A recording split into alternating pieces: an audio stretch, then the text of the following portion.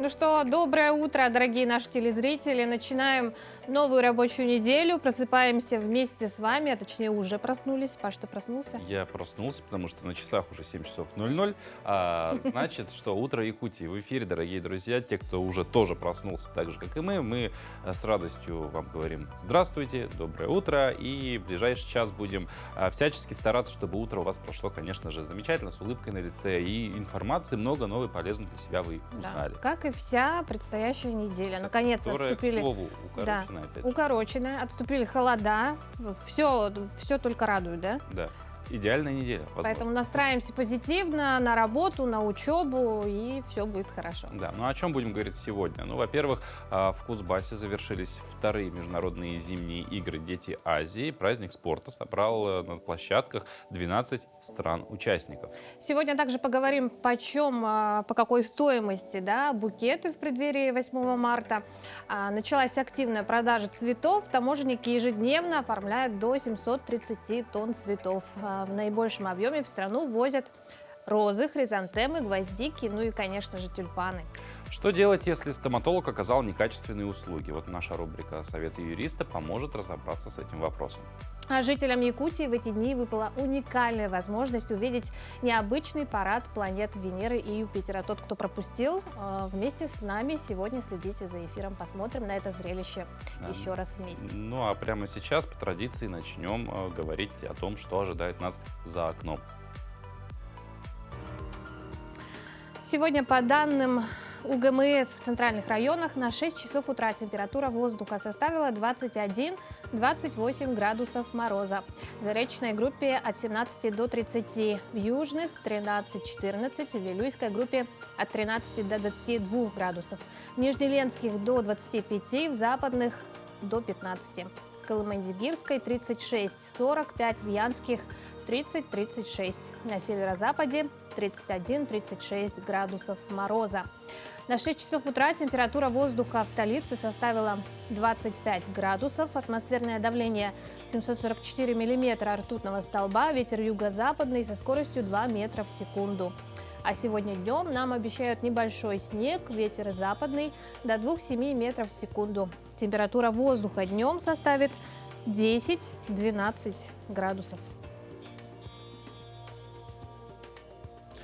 Ну, а сегодня, к слову, день рождения одного лекарственного препарата, который весьма популярен. В принципе, да, в прошлый век, наверное, являлся веком, когда он был просто лекарством номер один, скорее всего. Сегодня день рождения аспирина, потому что ровно 124 года назад было зарегистрировано лекарство под торговой маркой аспирин.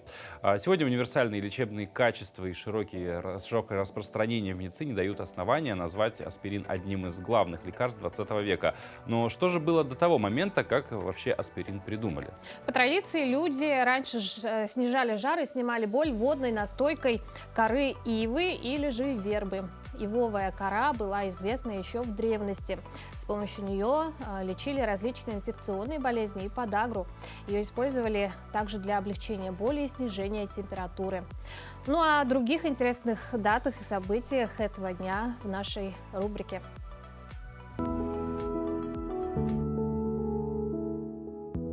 На календаре 6 марта. Сегодня отмечают Международный день зубного врача и День театрального кассира. По народному календарю Тимофей Весновей. По приметам, если день выдался погожим, такой же должна была быть и вся весна. Слушали также гром. Если первые раскаты послышатся при северном ветре, холодной весне, при восточном к теплой и сухой, при южном просто к теплой. Этот день в истории. В 1521 году, 6 марта, экспедиция Магеллана открыла 3 самых южных острова из группы Марианских. В этот день также отмечается день рождения аспирина. Зарегистрировано лекарство под торговой маркой «Аспирин». В 1925 году в этот день вышел первый номер газеты «Пионерская правда». А в 1986 году межпланетная станция «Вега-1» выполнила программу исследований кометы Галлея. В этот день родились Микеланджело Буонаротти, итальянский скульптор, живописец, поэт эпохи Возрождения; Габриэль Гарсия Маркес, колумбийский писатель-прозаик, журналист, нобелевский лауреат; Михаил Жванецкий, советский российский писатель-сатирик, исполнитель своих произведений; и Валентина Терешкова, советский космонавт, первая в мире женщина-космонавт, российский политик. Именины сегодня у Павла, Григория, Данила, Ольги, Александра, Захара, Георгия, Тимофея, Константина и Ивана. Ну, а прямо сейчас поговорим о такой важной вещи, точнее, о таком важном, самом главном, наверное, документе любого гражданина нашей страны. Это, конечно же, паспорт гражданина Российской Федерации. Да, сегодня у нас в студии начальник отдела по работе с гражданами РФ, Управления по вопросам миграции МВД по республике, подполковник полиции Екатерина Забелина. Екатерина, доброе утро. Доброе утро. Но в первую очередь будем говорить о такой процедуре, как замена паспорта, потому что мы знаем, что паспорт в 14 лет первый раз выдается, потом, если не ошибаюсь, в 20 лет меняется, и потом уже только в 45. То есть 3 раза за свою жизнь гражданин России может получить паспорт. Обязан. Обязан, да. Вот какой паспорт, в принципе, помимо этого можно заменить, потому что бывают разные случаи в жизни. Да, какие это случаи? Ну, вообще хотелось бы начать с того, что паспорт является главным документом, да, лица, достигшего 14-летнего возраста. Как вы уже сказали, действительно, по достижению 20 и 45-летию паспорт меняется. Это гражданин обязан сделать, да, в установленный срок. Также паспорт меняется, можно заменить в связи с изменением установочных данных, также в связи с непригодностью, с обнаружением ошибки, с существенным изменением внешности. Также изменение пола, такое тоже есть. Паспорт подлежит замене. Вот. Когда гражданин достигает возраста уже 20-45 лет, да, то гражданин обязан обратиться с заявлением в течение 90 дней. То есть на этот период паспорт предыдущий остается его действительным. Вот. По другим основаниям гражданин обязан обратиться в течение 30 дней. Вот. Значит, также существуют такие основания, как для отклонения заявления, да, то есть это может быть обнаружение ошибки или же недостижение возраста, непредоставление квитанции, незаполнение форм заявления, основных моментов каких-то, да, в бланке заявления. По таким основаниям инспектор вправе отклонить данное заявление по гражданину. А вообще какие способы сегодня подачи заявления существуют? Гражданин может обратиться с заявлением о выдаче либо же замене паспорта гражданина Российской Федерации в многофункциональные центры на территории нашей республики, да, в подразделение по вопросам миграции МВД по республике Саха-Якутия, и также уже полюбившаяся такая форма, да, подачи заявления, это через единый портал государственных и муниципальных услуг, да. То есть для этого гражданину необходимо только иметь подтвержденную, учетную запись на госуслугах, и он вправе обратиться. Если это лицо 14-летнего возраста, то есть за него подают родитель или законный представитель. Срок подачи, вообще срок предоставления данной услуги составляет 5 рабочих дней. И услуга считается оказанной, когда гражданин получил уже паспорт на руки. А сроки получения именно документа сколько составляет? Примерно 5 рабочих дней. 5 рабочих, составляет, то да. есть через 5 рабочих дней мы уже можем... Совершенно верно. И при том, что гражданин вправе обратиться с заявлением в любом субъекте Российской Федерации, и независимо от места регистрации, и срок предоставления будет составлять точно так же 5 рабочих дней.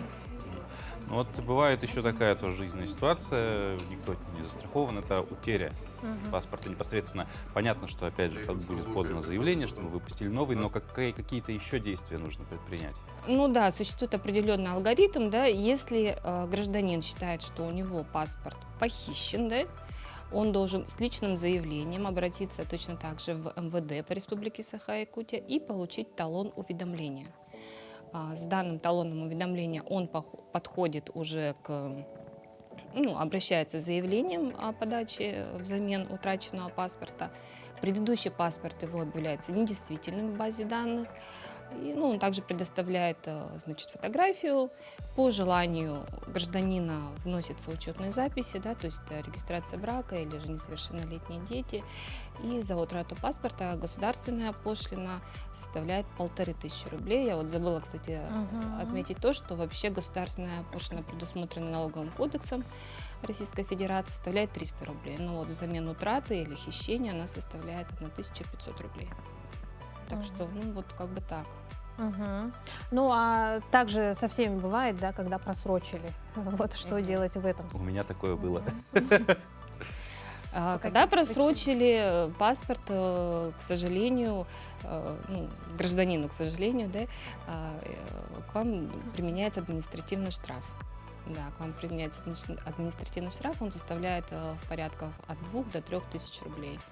Ну и, а так все остальное, как я сказала выше, вы уже в таком же как бы режиме и подаете.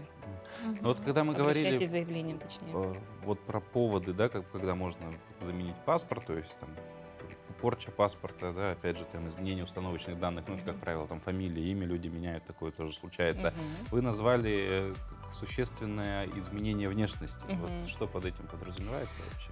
Ну, мы в 21 веке живем, люди Пластическая пластические хирургия. То операции, есть да, очень, делают. если совсем все поменялось. Ну, да, и либо же, ну, болеют люди, то есть такое тоже бывает, Мгм. конечно, да, болезнь меняет, или же там пластическая хирургия как-то, да, то есть, ну, если очевидное изменение внешности и лицо как бы, ну, До неузнаваемости. да, вот в 20, например, в 20 лет поменял, и к 45 он, ну, очень сильно изменился, гражданин, да, то, конечно, да. Вот такая причина, да. А насколько это учащенный случай? Но не такое частое явление, но имеет место быть.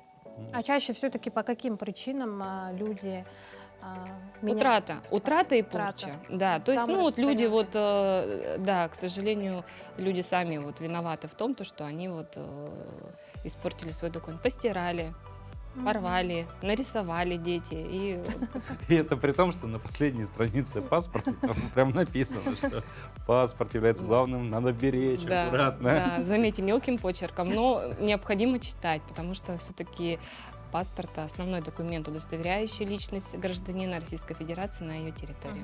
Екатерина, спасибо вам огромное за такую полезную информацию этим утром. Вам спасибо.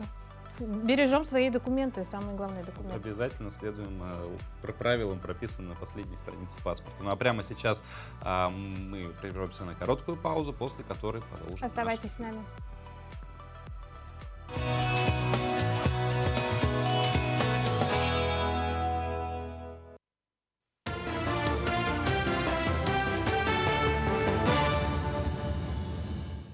Доброе утро, Якутия. Сейчас новостной блок. 11 стран могут стать безвизовыми для россиян. МИД РФ готовит соответствующие межправительственные соглашения. О работе в данном направлении сообщил замглавы ведомства Евгений Иванов. По его словам, проекты межправительственных соглашений находятся на различных стадиях проработки. Он также напомнил, что процесс согласования такого рода документов – это улица с двухсторонним движением. Иными словами, успех проектов зависит в равной степени как от России, так и от ее партнеров. Что касается безвизовых поездок, переговоры ведутся в частности с Малайзией, Мексикой, Бахрейном, Оманом, Саудовской Аравией и Кувейтом. 6 странами, включая Индонезию и Индию, обсуждаются облегченные условия въезда россиян, отметил глава российского МИД Сергей Лавров. Глава республики Айсен Николаев поручил не сбавлять темпы строительства жилья и благоустройства территорий. В этом году планируется благоустроить 62 дворовые территории в республике, в том числе 21 двор в Якутске и 41 в районах региона. Глава указал на отставание по некоторым объектам программы и поручил ускорить подготовку всех необходимых документов и согласований. Учитывая объемы программы переселения из ветхого и аварийного жилья, Николаев подчеркнул важность современной и своевременной контрактации объектов. В Якутии учредят стипендии народным мастерам. Такое решение Айсен Николаев принял по итогам встречи с народными мастерами республики и их учениками.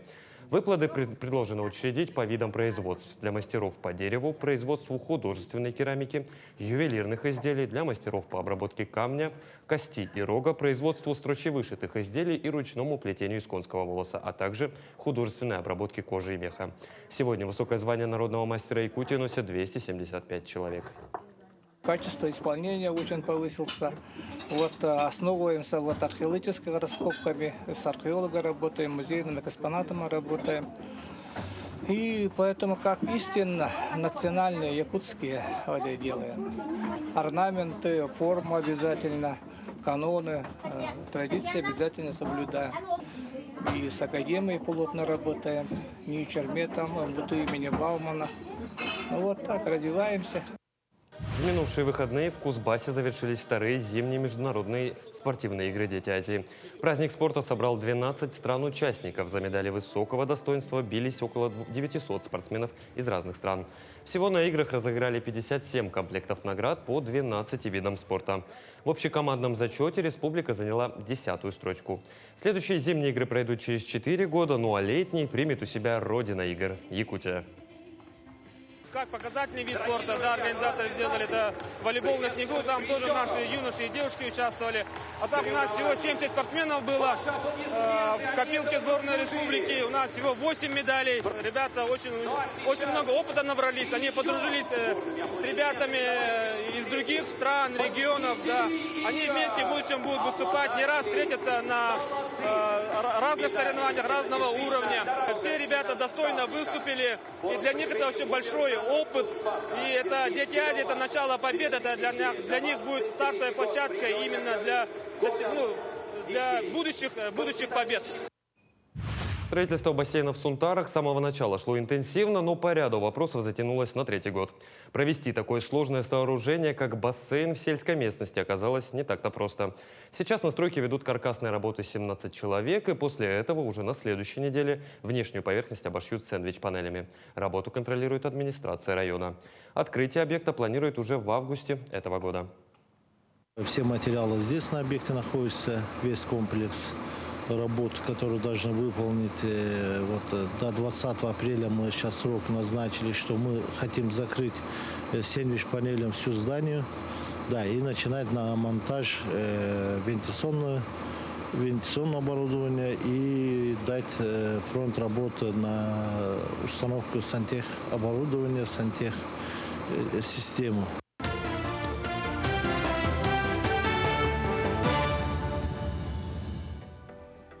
Доброе утро. Мы продолжаем это утро Якутии. 6 марта на календаре. И сегодня отмечается Международный день зубного врача.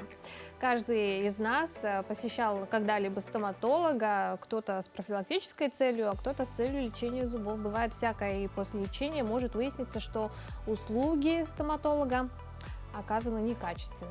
А если за такие услуги еще и произведена оплата денежных средств, то как-то совсем не весело становится. Что же делать, если стоматолог оказал некачественные услуги? Наша рубрика «Советы юриста» поможет разобраться в этом вопросе. Доброе утро, дорогие телезрители! Как у вас здоровье? Надеюсь, что хорошо. Сегодня мы поговорим именно о нем, но не просто о здоровье, а о улыбке. Но это дорогое удовольствие. Итак, давайте учиться на чужих ошибках, за что можно взыскать компенсацию морального вреда и как грамотно подходить к договору, особенно если это касается каких-то значительных вложений, протезирования и иные хирургическое вмешательство в ваши зубки. Итак, ошибка номер 1. Выставили неверный диагноз. Пациент несколько раз обращался о том, что у него выпадает пломба, полечили его 5 раз, притом один и тот же зуб с разным диагнозом. То есть уже нужно что-то заподозрить, но только после 5-го раза он обратился в суд и взыскал компенсацию морального вреда за то, что неверно выставили диагноз. Выставили, получается, на основании осмотра должны были провести исследование. Судмедэкспертиза это установила, что диагноз был неверным, лечение некачественным, хотя прямой взаимосвязи суд не установил, но тем не менее взыскали компенсацию морального вреда. Итак, ошибка номер 2. Не изменили условия договора, чтобы учесть перемены в здоровье пациента. А пациент был здоров, обратился за протезированием, в последующем перенес микроинсульт, но протезист не отметил этого в карточке и продолжал лечение. Протез был неудобный, некомфортный, носить стало невозможно. Пациент обратился с претензией, также была взыскана компенсация морального вреда. То есть, если вдруг во время лечения ваше состояние изменилось, понравилось, вам что-то некомфортно, неудобно, ни в коем случае ничего не терпим, чтобы потом не обращаться в судебном порядке. Ошибка номер 3. Самовольно заменили материалы на протезирование. Когда пациент заключал договор, он выбрал один материал протеза, да, диоксид циркония. В последующем врач учел его особенности и решил, а не поставить ли мне более дорогой материал. Увидел это пациент только в акте выполненных работ и в дополнительном соглашении. Ничего подписывать не стал, сразу обратился в суд. И в Роспотребнадзор учли, что это нарушение прав потребителя, что ничего не разъяснили, изменения не согласовали, и суд он выиграл, взыскал также компенсацию морального вреда, удалили зуб без попытки сохранить.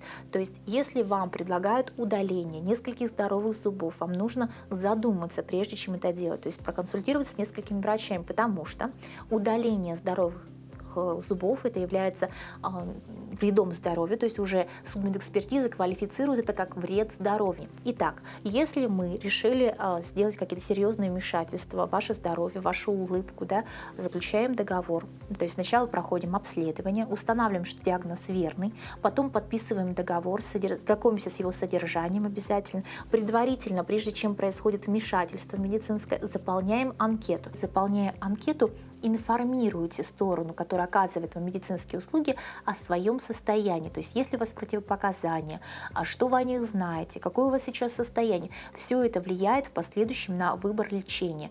Подписываем акты только после ознакомления. То есть, если вам оказали услугу, вы недовольны, ни в коем случае акт без разногласий не подписываем. Напоминаю, что любая переписка вообще с любой стороной, которую вы ведете по договору, там, по соглашению, там, по гражданско-правовым отношениям, да, как потребитель, должна фиксироваться. То есть, написали претензию, обязательно в 2 экземплярах, на своем экземпляре печать поставим, что у вас остались доказательства, что вы обращались в досудебном порядке, пытались разрешить эту ситуацию. Ну, в общем, желаем вам здоровья, чтобы у вас улыбка была светлой, хорошей и только счастливой.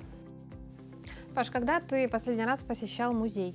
Если прям целенаправленно и вот хотелось зайти посмотреть, что внутри, это было в 2021 году, когда я был во Владивостоке и посещал музей подводной лодки. Ну, я его так называю, может быть, официально называется он немного по-другому. Он прям в корпусе подводной лодки настоящей находится, ну, списанный уже старый. Ну, и там как бы немного история вообще вот подводников, да, как это все зарождалось в Советском еще Союзе и так далее. Какие-то ключевые фигуры, связанные с подводным вот этим ремеслом, с подводной службой. Ну, было достаточно интересно. Хотя сам музей очень такой небольшой. Ну, с тех пор уже прошло 2 года. Уже 2 года. Да, достаточно давно. Достаточно давно. Да, и вот специально для таких, как ты, которые редко посещают музеи, есть наша рубрика замечательная, называется «История вещей», благодаря которой мы можем посетить музеи Якутии, ну, хоть и виртуально, правда, но тоже хорошо. Да. Музей вообще это место, где хранят, изучают, показывают экспонаты, имеющие историческую или культурную ценность. Экспонатом музея может быть старинный предмет, картина, украшение, книга или даже фотография, или какой-то памятник архитектуры. И вот, например, Момский районный краеведческий музей хранит уникальные предметы, и об одной из них сейчас узнаем. Доброе утро, дорогие телезрители! С вами я, Алена Корякина. Я представляю Момский районный краеведческий музей. И сегодня я хочу вам представить наш музейный предмет. Предмет называется персидская шкатулка. Родиной персидской шкатулки является Нижегородская область.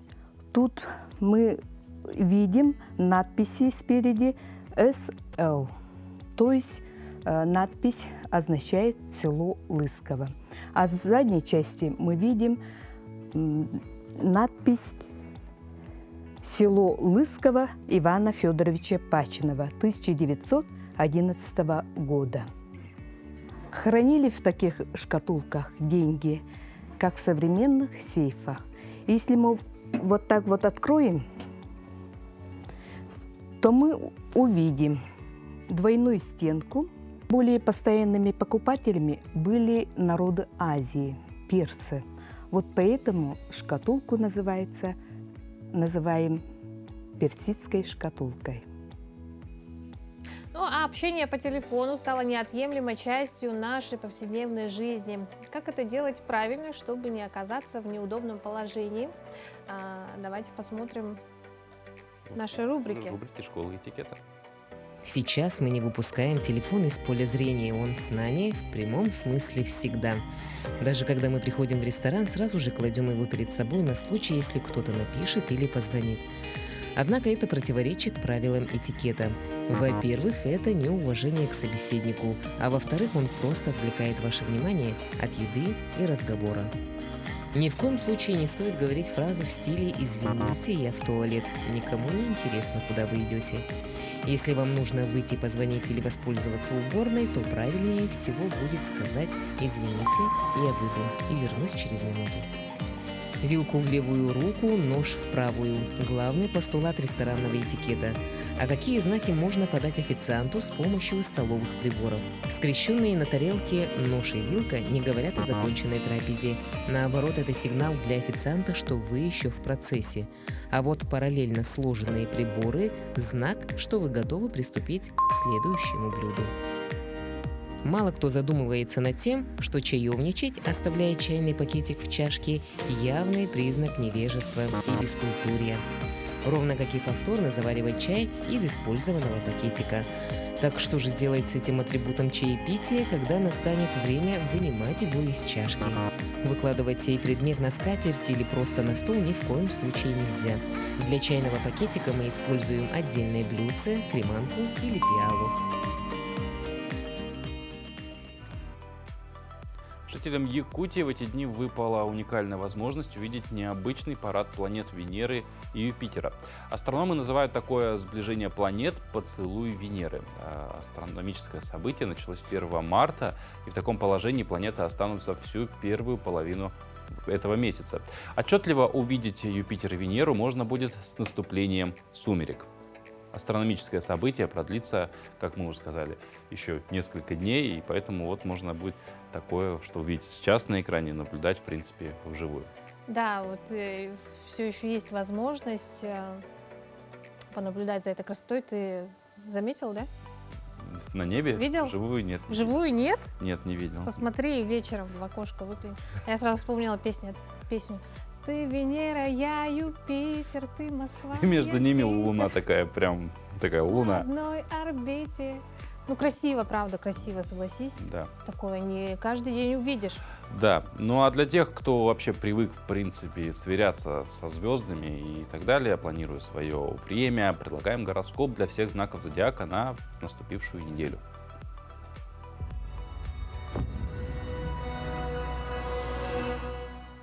Овны, весьма хорошая неделя для вас, особенно тех, кто занят важными проектами. Благодаря влиянию планет ваш труд может принести вам поощрение и признание. В ваших отношениях с семьей и близкими, а также друзьями, будет царить взаимопонимание, мир и гармония. Тельцы, не исключено, что вам придется столкнуться с какими-то проблемами, и это может произойти в любой из сфер жизни, предупреждают планеты. Вместе с тем, многим из вас они обещают и награды, и поощрения. Однако следует проявлять осторожность при общении с коллегами, так как не все из них разделяют ваши интересы. Не конфликтуйте с ними. В личной жизни избегайте любой конфронтации, поскольку разница во мнениях может нарушить мир и гармонию в доме. Близнецы, во всех сферах жизни на этой неделе вас будет ждать удача, свидетельствуют планеты. В профессиональной жизни ваша постоянная тяга к знаниям, совершенствованию мастерства поможет вам подняться по служебной лестнице. Конечно, успех и признание придут к вам не сами по себе, а если вы приложите к этому усилия. То же самое можно сказать и о бизнесменах, у которых в этот период появятся отличные возможности расширить свой бизнес и увеличить доходы. Раки. Эта неделя, вероятно, окажется довольно сложной для большинства из вас. Так не исключены неожиданные и совершенно ненужные вам расходы, которые могут основательно подточить семейный бюджет. Поэтому сначала думайте, а уж потом открывайте кошелек. Львы. Многие проблемы в этот период будут для вас решены, и вы сможете расслабиться после долгого напряжения. Планеты обещают приятную неделю профессионалам, которые смогут решить любые задачи с легкостью и минимум усилия. Все ваши инновации окажутся эффективными и принесут вам много благодарности и признания. Девы. Это будет положительная неделя для большинства из вас. В профессиональной сфере путаница в отношениях сведется к минимуму, а ваш упорный труд будет замечен и достойно отмечен. Особенно хорошие перспективы ждут тех, кто сможет проявить свой интеллект и практичность в осуществлении новых проектов. В личной жизни будут царить мир и гармония. Весы, позаботьтесь о своем здоровье на этой неделе. Избегайте ситуаций, которые могут оказаться для вас стрессовыми. Вы также должны быть осторожны при решении любых важных вопросов, так как из-за влияния планет можете отвлекаться на мелочи, не концентрируя внимание на главном. Однако, приложив усилия и справившись с собой, вы будете в состоянии выполнить все стоящие перед вами задачи очень эффективно. Скорпионы на этой неделе могут испытывать необъяснимое раздражение по любому поводу, поэтому воздерживайтесь от принятия важных решений, особенно на работе, где могут возникнуть серьезные проблемы. Также будьте осторожны с финансами, поскольку есть риск потратиться на ненужные вещи и даже влезть в долги. В личной жизни вы можете нажить массу неприятностей, если проявите свою несдержанность. Стрельцы, благодаря влиянию планет, это будет плодотворное время для бизнесменов и профессионалов. Хотя вам, видимо, придется приложить дополнительные усилия, чтобы воспользоваться этими преимуществами в вашей напряженной работе. Но это того стоит. Если вы столкнетесь с какой-то критикой, не отвечайте на нее возмущенно, а продолжайте делать свое дело. Козероги. Влияние планет на этой неделе может сделать вас особенно темпераментным, что несет не только положительные моменты, но и риск довести до раздражения окружающих, в том числе и близких. Также вы можете показаться им довольно высокомерным и эгоистичным, даже этого не желая. Так что удерживайте свои эмоции под полным контролем, избегайте споров и провокационных ситуаций. Водолеи, эта неделя с большим количеством положительных изменений вас ожидает.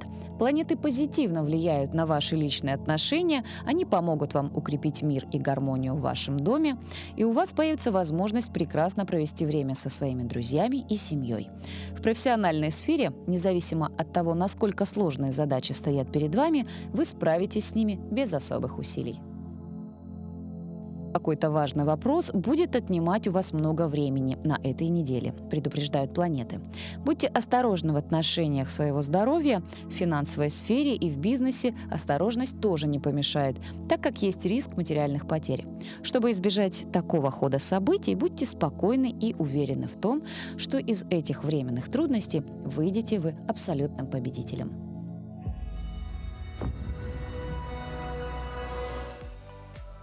А качество жизни сильно зависит от уровня нашей финансовой грамотности. Поэтому в этом направлении очень важно обучаться не только взрослым, но и детям. Причем чем раньше, тем лучше. Это позволит ребенку понимать, откуда берутся деньги и куда они уходят, ориентироваться в инвестировании, налогах и принципах работы банков. И вот наша новая рубрика, посвященная финансовой грамотности для детей, научит вашего ребенка разбираться в простых денежных операциях.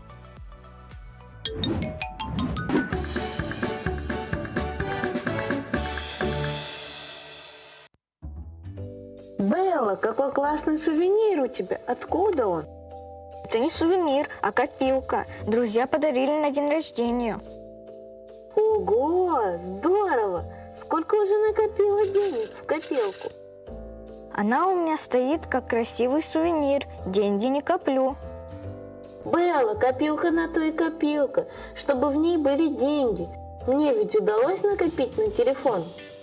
Получилось потому, что у тебя было только одно желание, а у меня желания постоянно меняются. Сегодня хочется одно, завтра другое. Почему нужно копить деньги? Как только у меня появляются карманные деньги, я хочу сразу же все потратить на шоколадки. Дети, помойте руки и садитесь обедать. Белла, пойдем. Родители нам объяснят, почему нужно копить деньги. Мама, папа, объясните, почему нужно копить деньги? Копить деньги нужно, чтобы купить желаемую вещь. Например, Проша накопил, и теперь у него новый телефон. Но я хочу не одну вещь, как Проша, а много чего. Так накопить на все мои желания – это невозможно. Белла, доченька, это возможно. В книге по финансовой грамотности советуют, что надо заранее продумывать свои накопления на будущие покупки. Заранее продумывать накопления – это как? Это значит, что нужно сделать список желаний и планировать накопление денег по этому списку. Список всех моих желаний? Да, это будет список твоих будущих покупок. Потом список будущих покупок нужно разбить по приоритетам. А как это? Составлять список по приоритетам – это значит в списке отметить вещи, которые хочется купить в скором времени одним цветом, а другим цветом ответить вещь, которую купишь чуть позже. А если вещь дорогая, то мы можем накопить на нее вместе, используя копилку. А у меня уже есть копилка, друзья подарили. Хороший подарок сделали, друзья. Копилка – очень нужная вещь при планировании покупок. Я тоже хочу копить в копилке и научиться делать список покупок по приоритетам. Жалко, что у меня нет копилки. Я бы уже приступил к накоплению. У меня в качестве первой копилки служила стеклянная банка и пластиковый контейнер. Еще можно копить в конверте. Ого! Если мечта стоит больших денег, нужно составить план и превратить достижение цели в игру. Здорово! А как играть и копить? Например, можно придумать такую игру. Написать название вещи, а рядом нарисовать гоночную трассу или сказочную дорогу. Повесить план на видное место и отмечать на этой дороге каждое продвижение к поставленной цели. Каждая монета – это движение к цели. Здорово! Играя в такую игру, можно научиться ставить цели и видеть этапы их достижения. Например, дети, мы вам даем на карманные расходы 300 рублей в неделю. От этих денег откладывайте 50 рублей каждую неделю. И тогда можно запросто накопить на что-нибудь по-настоящему полезное. Еще можно класть в копилку не только еженедельные карманные сбережения, но и внезапные поступления. Внезапные поступления? Что это?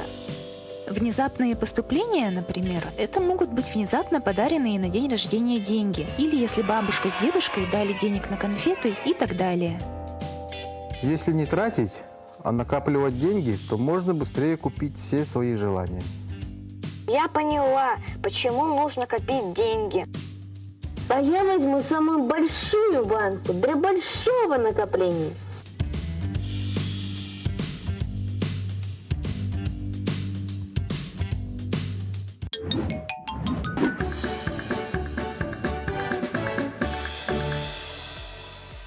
Такая все-таки полезная рубрика, потому что не только детям, да, можно очень легко объяснить, но и взрослые учатся многому. Да. Разве что взрослому бабушка вряд ли даст денег на конфеты. Но в целом, да, как бы очень важно инвестировать не только, там, вот говоря про ценные бумаги, а просто даже вот откладывать, это уже инвестиция в какой-то завтрашний день. Да. Угу. Ну а от финансов перейдем к моде. Невозможно всю жизнь использовать один и тот же образ, так как меняется фигура, восприятие мира, иногда комплекция. Поэтому вопрос, как стильно одеваться в 40 лет женщине, актуален в условиях современности. Мир сейчас изменился, и упомянутый возраст – это самый расцвет карьеры, молодости и привлекательности. А рубрика «Советы стилиста» расскажет об основных предметах одежды и даст рекомендации по их выбору, чтобы во всех ситуациях выглядеть стильно и уместно. Доброе утро, с вами я, Бронислава Мэй, я персональный стилист. Сегодня в рубрике «Рекомендации стилиста» мы подобрали образы для женщин возрастной категории 40+. Мы подобрали 4 образа, в которых вы сможете провести выходные, встретиться с друзьями или отправиться на работу. Мы выбрали полуприлегающие фасоны, которые не сковывают движение. Такой костюм является отличной базой в любом гардеробе. Выбирайте бежевые, черные оттенки в зависимости от того, какую обувь вы подбираете или верхнюю одежду. Трикотажных костюмов в гардеробе может быть больше, чем 2 и даже 3, потому что именно они имеют высокий процент износа, так как являются очень комфортной частью гардероба. Так как наш образ полностью базовый, вы можете дополнить его совершенно разными аксессуарами. Это может быть контрастная обувь в коричневых, бордовых или даже зеленых оттенках.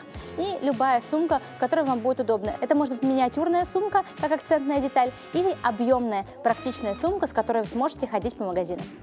В этом образе вы можете отправиться на прогулку, на отдых и на встречу с друзьями. Мне будет комфортно прогуливаться по городу. Именно сейчас классная солнечная погода, которая нам с вами это позволяет. Поэтому стоит дополнить образ солнцезащитными очками. Следующий наш образ построен на простых базовых вещах. Здесь у нас синие джинсы и белый базовый топ. Но мы его украсили и дополнили шикарным твидовым жакетом с акцентной деталью в виде меха. Такие жакеты сейчас как никогда актуальны и носить их нужно в интересных сочетаниях. Также здесь мы подобрали берет для того, чтобы добавить акцентную деталь в визуальную зону и поддержать наш жакет. Такой жакет вы можете носить как второй верх, альтернативу пальто в весеннее время. Следующий наш образ предназначен для мероприятий. В таком костюме вы можете встретиться с друзьями, провести время в театре или, может, сходить на свидание. Будет зависеть от того, с какими аксессуарами вы будете его комбинировать. В дальнейшем данные брюки вы можете носить в сочетании с простой белой футболкой в летнее и весеннее время. А пиджак круто будет сочетаться с джинсами и кожаными брюками в повседневной носке. Данный образ отлично подойдет для работы в офисе. Здесь у нас также есть сочетание разных фактур. Мы взяли легкую юбку в сочетании с вязаным объемным свитером. Свитер в пастельных оттенках отлично сочетается с изумрудной юбкой. Юбка у нас из струящихся материалов, что делает образ воздушным и более женственным. Сверху мы дополнили все это дубленкой. Это один из трендов сезона, который необходимо внедрить в гардероб. Сочетаем со светлой обувью для того, чтобы зрительно вытянуть свой силуэт. И, конечно, на акцент обязательно добавьте сумку в похожей тональности, и ваш образ будет завершен. Как вы видите, стиль не имеет возраста. Не загоняйте себе рамки, носите то, что нравится вам и только вам. Изо дня в день улучшают свои спортивные результаты иркутяне с особенностями здоровья, ведь для них проводят бесплатные занятия по карате. Чем полезны боевые искусства и как спортсмены готовятся к первым в жизни соревнованиям, расскажет наша коллега Дарья Айвазова. Ведешь перед собой, пошла рука. Под руководством тренера 22-летняя Катя доводит до совершенства каждое движение. Несмотря на диагноз ДЦП, иркутянка уже 2 года занимается карате, а в декабре она получила желтый пояс. Он означает, что спортсменка уже не новичок, но ей еще многому предстоит научиться. Поначалу очень было сложно. Сначала все тело болело, а потом уже как бы через год уже привыкла. Для меня карате дает дисциплину, много всего можно узнать, больше всего двигаешься же. Даже было такое, что я одна приезжала на тренировку. То есть без родителей. Вызвала себе такси, приехала сюда. Ну вот так. Когда не хочется прогуливать тренировки. В группе Кати еще 2 человека. Один с ДЦП, другой с аутизмом. Тренирует их Эдуард Бальжанимаев. 2 года назад спортсмен вместе с Иркутским обществом инвалидов набрал пробную группу для занятий боевым искусством. Они проходят бесплатно 2 раза в неделю. Присоединиться к занятиям могут и другие иркутяне с особенностями здоровья. Если в привычном всем карате 2 дисциплины – бой и каты – это комплекс технических упражнений, то в адаптивном карате сохраняются только каты. Мы работаем над этой дисциплиной, она развивает очень хорошо координацию, очень хорошо помогает, когда есть проблемы с осанкой. В качестве примера, мама через 2-3 месяца, девочки Кати, которая занимается, отметила, что она начала сидеть на коляске с прямой спиной. Ну и аспект социализации, когда люди приходят, тренируются вместе, выезжают на соревнования. На соревнования воспитанники Эдуарда отправятся уже на следующей неделе. Спортсмены поедут в Улан-Удэ на открытое первенство в Бурятии. Там предусмотрена отдельная дисциплина – адаптивное карате. Бывает, нервничаешь только в самый ответственный момент, а так нет ни нервоза, ни беспокойства. Личная цель в плане карате – это, конечно же, повышение званий. Сейчас желтый пояс, хочу оранжевый. Периодически я повторяю тренировки и дома. Это помогает более ответственно подходить к тренировкам уже в зале.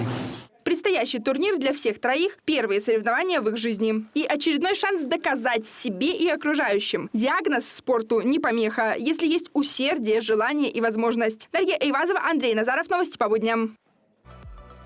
Ну а в Якутске 2 марта прошел республиканский чемпионат по бодибилдингу. Называется он Гран-при Саха. Спортсмены состязались в 4 категориях. Это мужской бодибилдинг, пляжный, фитнес-бикини и фитнес-модель. И с участницей и победительницей в одной из номинаций мы сегодня поговорим. В гостях у нас Лариса Тостыгина, тренер групповых занятий фитнес-центра StarFit. Лариса, вы стали победительницей в номинации «Фитнес-модель». Вообще расскажите о своем участии. Да, как пришли к участию, эмоции, и так далее. Или впервые, или для вас этот опыт? Так, во-первых, доброе утро. Так, спасибо, что пригласили меня на передачу вашу.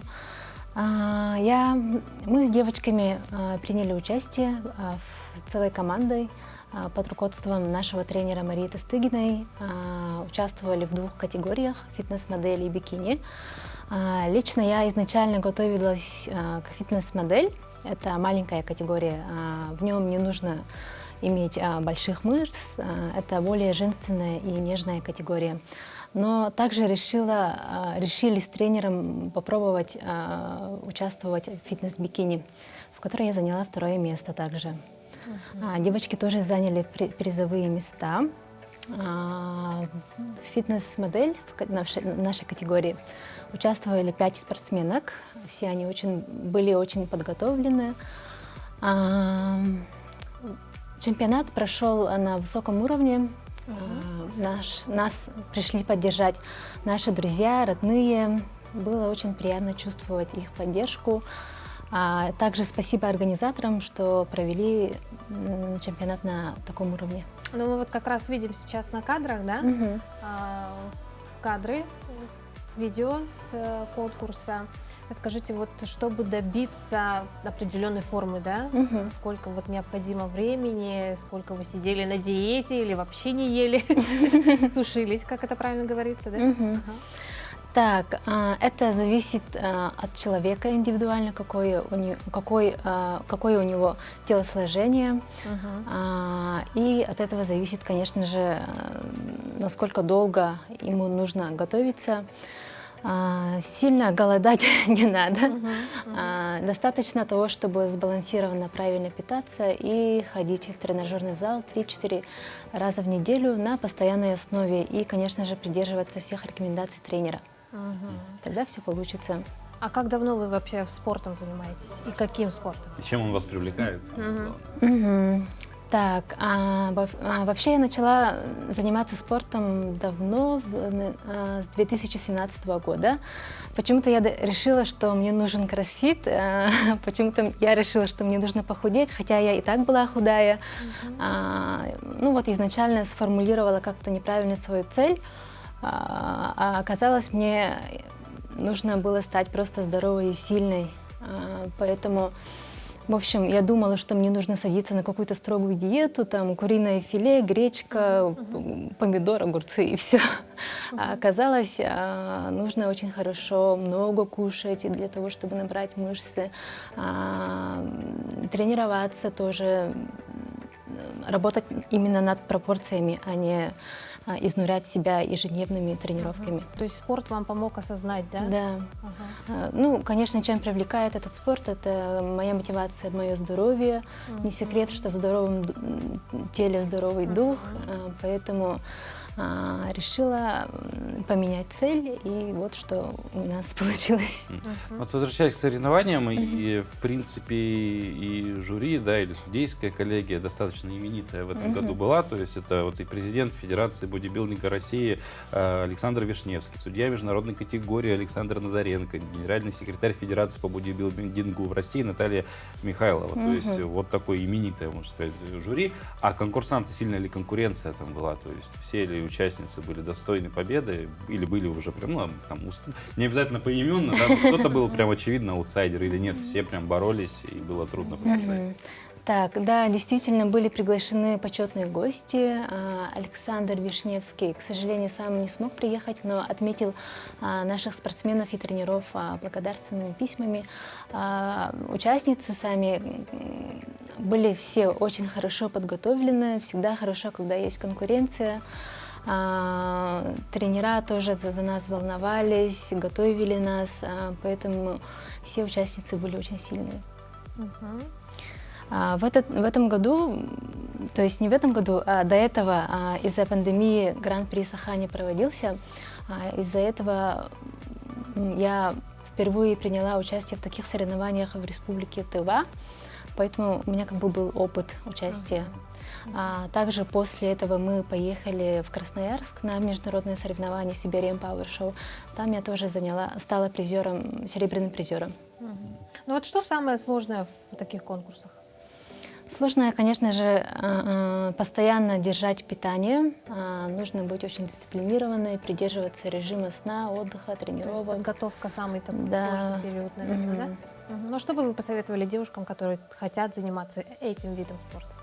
именно бодибилдинга. Бодибилдинга.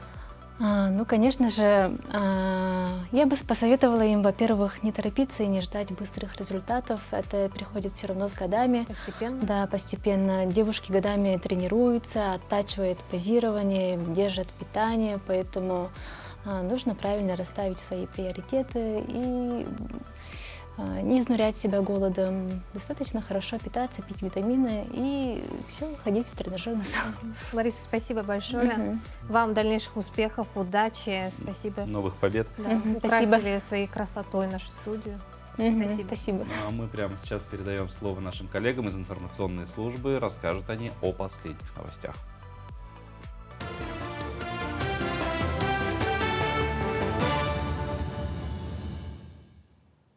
Доброе утро, в эфире новости. Сейчас небольшой блок. В Жатае для работников судоверфи построят соцобъекты. 9-этажный многоквартирный жилой дом с общей площадью квартир в почти 5000 квадратных метров для работников судоверфи планируют ввести уже в 4-м квартале этого года. 7-этажное здание общежития с 96 комнатами на 200 мест в декабре. В здании предусмотрены столовая, медицинский блок и прачечная. Каждая комната будет полностью оснащена для комфортного проживания работников верфи. Ну а в новой школе будет предусмотрено 360 мест. Это общежитие на 200 мест, всего 96 комнат, предназначено для тех людей, которых судоверфь будет приглашать на работу, в том числе потому, что сейчас ведется целевая подготовка кадров за пределами республики. Ну и, конечно, будет приглашать опытных кадры с других предприятий по всей нашей стране. У нас сейчас работа началась в прошлом году, собственно, нулевой цикл весь выполнен. Сдавать объект мы планируем в декабре 2023 года. Совместная работа НВК «Саха» и федеральной телекомпании «Матч ТВ» продолжится. Техническая бригада и операторская служба из 39 человек отработали на вторых зимних спортивных играх «Дети Азии».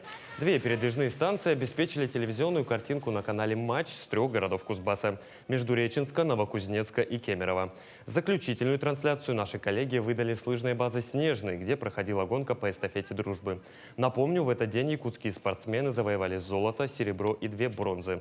В 2024 году совместную работу планируют продолжить. Предварительно с Матч ТВ обговорены вопросы по трансляции 8-х летних спортивных игр «Дети Азии» в Якутске. То, что на открытие-закрытие игр в прямом эфире показывают на телеканале «Матч» на всю страну, соревнования, то, что показывают на телеканалах «Матч», это, конечно же, придает большой уровень этих игр. Поэтому мы тоже хотим, чтобы у нас тоже так же было. Мы «Матч» не против. Ну, в общем, придет время, я думаю, что у нас будет договор на совместное освещение летних спортивных игр «Дети Азии» в Якутске. Самое главное, мы получили колоссальный опыт в совместной работе с телеканалом «Матч». И самое главное, и что очень приятно, наши коллеги с «Матча» очень хвалят наших коллег. Это коллег во всех отраслях, это и техников, и операторов, и повторщиков. Поэтому мы очень довольны и считаем, что можно эти игры занести в актив нашей компании. Спортсмены из Беларуси хотят принять участие в играх «Дети Азии» в Якутске. Об этом сообщил шеф миссии делегации Беларуси на играх «Дети Азии» Василий Юрчик.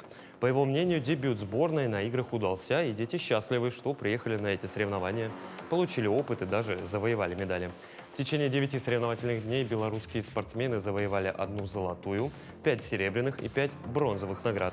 В медальном зачете среди стран Беларусь заняла 3-е место после России и Казахстана. На гоночной трассе Сочи-Автодром прошел необычный автомобильный заезд. Вместо скоростных болидов на трассу выехали 10 ретро-автомобилей. Помимо демонстрации редких автоэкземпляров, мероприятие несет еще и сугубо практическую функцию. Это ежегодный тест на техническое состояние экспонатов. В заезде участвовал легендарный ретро-кар DeLorean DMC-12, получивший всемирную известность после выхода в прокат научно-фантастического фильма «Назад в будущее» в 1985 году. Каждый автомобиль проехал 2-3 круга, что дало возможность техникам собрать информацию о работе двигателя, а зрителям лишний раз убедиться, что все старички еще на ходу. Здесь собрана коллекция моим отцом, он собирал ее лично больше 10 лет, привозил из разных концов мира, дабы показать людям, какие интересные экземпляры есть ретро-автомобилей. Он очень не любил современные авто, он считал, что раньше было всегда лучше, в плане автомобилей имеется в виду. Это были все новости к этому часу. До скорых встреч!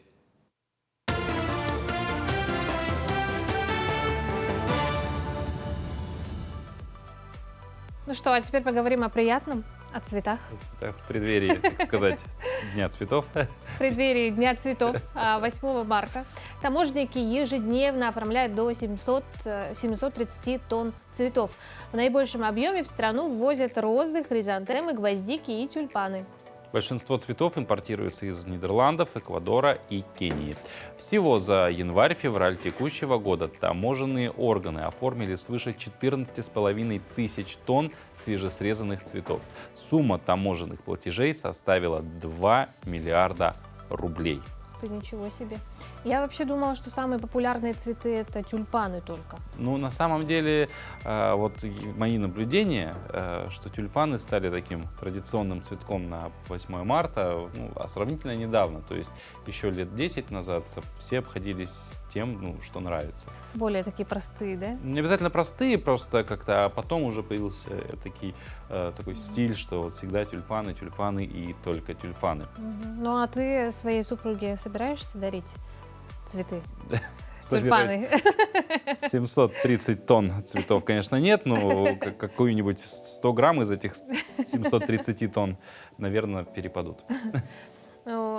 Да, обязательно 8 марта — это обязательно цветы, поэтому, уважаемые наши мужчины, обязательно радуйте своих прекрасных половинок этими, пусть и краткосрочными, да, радостями. Скромными, возможно, да, местами, но главное с любовью и с душой. Ничего больше, мне кажется, и не нужно. Вот на такой ноте позитивно-философской мы с вами прощаемся до завтра. Увидимся завтра. Хорошего вам дня.